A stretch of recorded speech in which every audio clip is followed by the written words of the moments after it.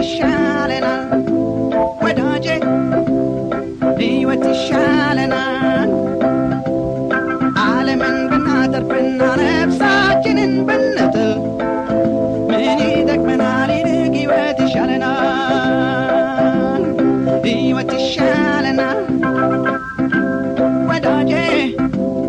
ሕይወት ይሻለናል ዓለምን ብናተርፍና ነፍሳችንን ብንጥል ምን ይጠቅመናል ይልቅ ሕይወት ይሻለናል